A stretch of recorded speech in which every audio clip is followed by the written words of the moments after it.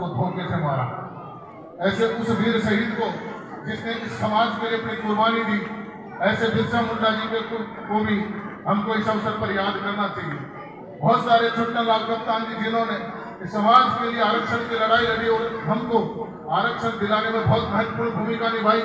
ऐसे लोगों को लक्ष्मी नारायण जी झरवाल जो स्वतंत्रता सेनानी रहे, मैं इस मंच से समाज के सभी बुद्धिजीवी लोगों से भी कहूंगा, एकमात्र व्यक्ति हमारे पास है जिसने स्वतंत्रता की लड़ाई में अपनी हिस्सेदारी निभाई। जराइम पेशा खत्म करने के लिए सरकार से अंग्रेजों से लड़ाई लड़ी। ऐसे लक्ष्मी नारायण झरवाल जी का राजस्थान की राजधानी के अंदर किसी चौराहे पर प्रतिमा लगनी चाहिए, उसके नाम से किसी चौराहे का नामकरण होना चाहिए, किसी सड़क का नामकरण यहाँ भी होना चाहिए और दिल्ली में भी किसी सड़क का नामकरण होना चाहिए। ऐसे स्वतंत्रता सेनानी को अगर ये सम्मान समाज नहीं दिलवा पाया तो हमारा इस जीवन में आना बेकार होगा। हम ब्यूरोक्रेसी में रह सकते हैं, राजनीति में रह सकते हैं, समाज के कार्यकर्ता बन सकते हैं, समाज के बड़े नेता बन सकते हैं, लेकिन अपने किसी समाज के होनहार व्यक्ति को हम सम्मान प्लेटफॉर्म पर नहीं दिलवा सकते तो हमारा ये जीवन भी बेकार मानी। इसके लिए समाज की जो रणनीति बनेगी, हम संघर्ष करने के लिए तैयार हैं। समाज के ऐसे लोगों को सम्मान मिलना चाहिए। और हमारे समाज 28 क्षेत्र के बहुत सारे, अब कलेक्टर साहब को मैं निवेदन करूंगा, कलेक्टर साहब अब हमारे इस क्षेत्र के अंदर मुझे लग रहा, मैं पिछले 1 महीने से राजस्थान के 6-7 जिलों के अंदर गया हूँ और मैंने देखा सरकारी विद्यालयों के अंदर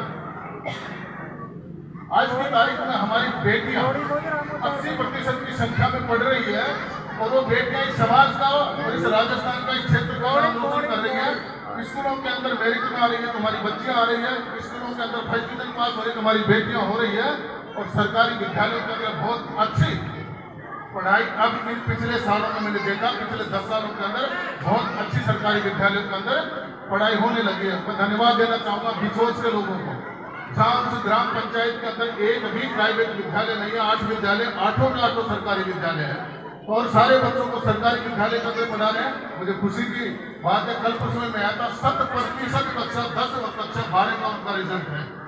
ऐसे गुरुजनों को और गाँव वाले जो उनको सहयोग कर रहे हैं, अभिभावकों को जो सरकारी विद्यालयों में बच्चों को पढ़ा रहे हैं, आप सब धन्यवाद के पात्र हैं। ये सरकारी विद्यालय हमारे हैं, हमारी समाज की धरोहर है, इस देश की और राष्ट्र की धरोहर है।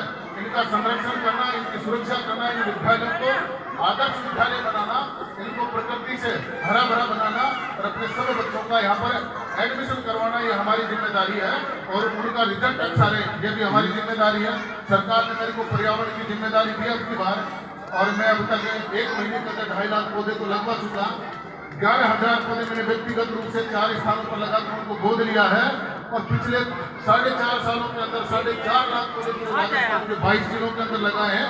मेरा तो बचपन से प्रकृति के प्रति प्रेम है और हम सब आदिवासी हैं, प्रकृति पूजक है, प्रकृति के उपासक है, जल जंगल और जमीन के रक्षक है।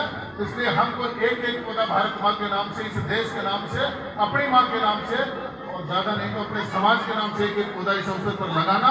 आप सब लोगों के चरणों में जीवन पुष्प चढ़ा, चरणों में मांगे मात्र भूमि से ये वर, तेरा वैभव अमर रहे माँ, हम दिन चार रहे नरे।